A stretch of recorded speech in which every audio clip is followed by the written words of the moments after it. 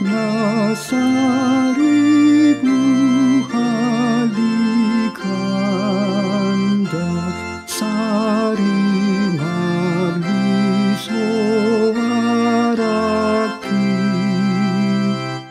nai nasa gugu bahenoku, mamuji debatatai,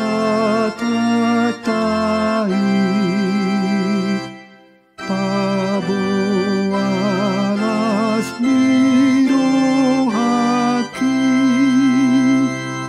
hinorholi pambainai. Selamat pagi, salam sukacita buat Bapak, Ibu, Saudara-saudari yang terkasih dimanapun berada. Kita bertemu kembali dalam channel Siraman Rohani pada hari Jumat 4 April 2025. Sebelum mendengarkan firman Tuhan, marilah kita berdoa. Ya Allah Bapa di sorga, Allah yang maha pengasih, terpujilah Engkau atas segala cinta, kasih, dan kebaikan Tuhan yang memelihara dan memberkati kehidupan kami, sehingga kami memperoleh kehidupan hingga saat ini. Sebelum memulai segala aktivitas dan kegiatan kami mau dituntun oleh firman-Mu, sehingga itu menjadi pedoman dalam kehidupan kami sepanjang hari-hari kami. Berkatilah firman Tuhan yang akan kami dengarkan, dan persiapkanlah hati dan pikiran kami dalam Kristus Tuhan kami. Amin. Firman Tuhan bagi kita tertulis dalam kitab Yohanes pasal 16 ayat 8, demikianlah firman Tuhan. Dan kalau ia datang, ia akan menginsyafkan dunia akan dosa, kebenaran, dan penghakiman. Demikian firman-Nya. Ia datang menginsyafkan dunia. Bapak Ibu, salah satu hal yang sangat menyedihkan yang dialami oleh manusia adalah ketika diperhadapkan dengan sebuah perpisahan. Perpisahan karena kepergian orang-orang yang kita kasihi, baik berpisah karena pekerjaan sehingga kita akan berjauhan, apalagi karena kematian. Perpisahan merupakan hal yang sangat menyedihkan. Itu sebabnya ada lagu pop yang mengatakan, mengapa harus berjumpa bila harus berpisah? Bukan perpisahan yang kutangisi, tetapi perjumpaanlah yang kusesali. Setiap ada perjumpaan, maka pasti suatu saat akan ada perpisahan. Itulah yang dialami oleh Yesus dengan murid-muridnya. Persekutuan yang baik antara murid-murid dengan Yesus telah berjalan sekian lama. Kesempatan yang luar biasa bagi murid Yesus bisa melayani dan melakukan banyak hal bersama dengan Yesus. Mereka berjalan bersama dari daerah ke daerah yang lain untuk memberitakan kabar keselamatan, makan dan minum bersama, dan menyaksikan banyak perbuatan ajaib yang dilakukan oleh Yesus, hingga sampai pada proses penyaliban Yesus. Kematian Yesus di kayu salib merupakan perpisahan yang sangat menyakitkan bagi murid-muridnya. Sebelum sampai kepada perpisahan itu, Yesus telah meneguhkan hati para muridnya, mempersiapkan hati dan iman murid-muridnya untuk menerima kesedihan karena perpisahan itu. Yesus menegaskan bahwa kepergian Yesus itu bukan tanpa tujuan yang pasti, tetapi untuk mewujudkan misi keselamatan yang daripada Allah Bapa yang mengutus Yesus ke tengah-tengah dunia ini. Sebagaimana yang dikatakan Yesus dalam ayat 7 sebelum nats ini, adalah lebih berguna bagi kamu jika aku pergi. Sebab jikalau aku tidak pergi, penghibur tidak akan datang kepadamu.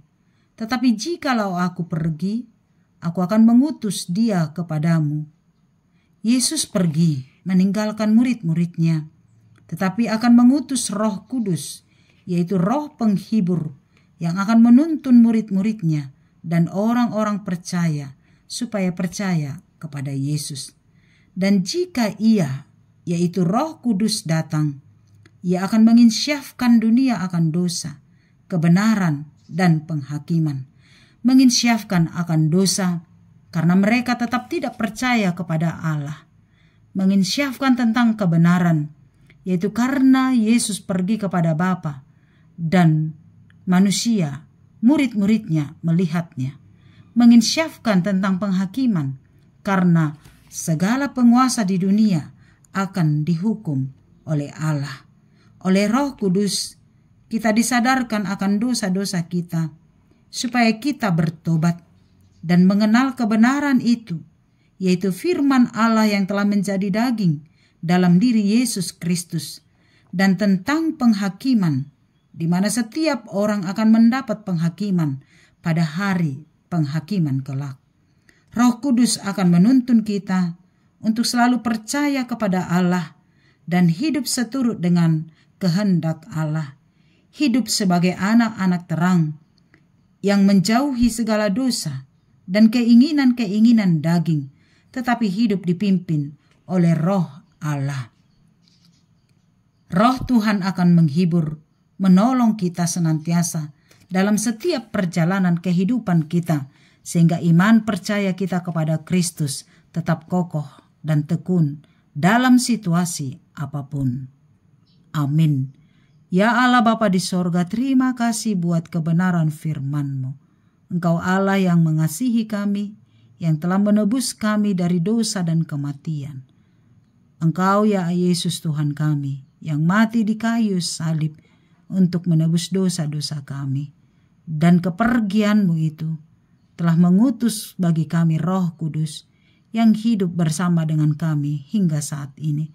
Roh Tuhan yang menuntun kami untuk senantiasa percaya kepadamu, melakukan kehendak Tuhan, bertobat insyaf dari dosa-dosa kami, dan mengenal kebenaran firman-Mu dalam Yesus Tuhan kami, dan mengenal tentang penghakiman, bahwa pada waktunya setiap orang akan mempertanggungjawabkan setiap kehidupannya di hadapan Tuhan.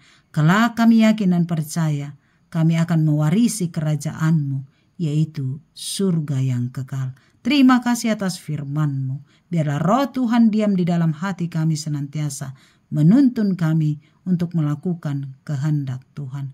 Berkatilah kami sepanjang satu hari ini dalam setiap tugas dan tanggung jawab kami. Biarlah kami melakukannya dengan rasa syukur sebagai panggilan dari Tuhan. Berkati setiap pekerjaan kami.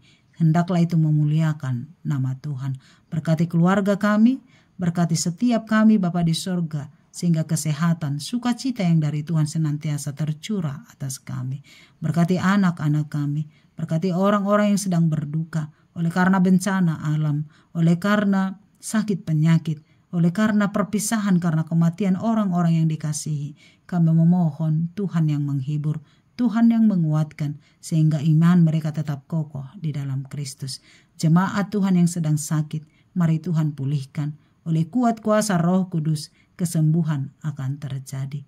Buat keluarga kami dimanapun mereka berada, Tuhan berkati. Bangsa dan negara kami juga, kami serahkan ke dalam tangan Tuhan.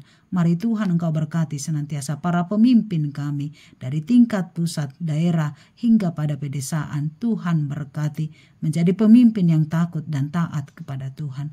Engkau berkati juga para pemimpin gereja-Mu Bapa di sorga dalam memberitakan firman Tuhan. Mari Tuhan Engkau berkati, sehingga keselamatan yang daripada Tuhan semakin nyata dalam kehidupan kami. Kami serahkan hidup kami sepanjang satu hari ini ke dalam tangan pengasihan Tuhan. Ampunilah kami dari dosa kami. Dalam nama Yesus kami berdoa dan mengucap syukur.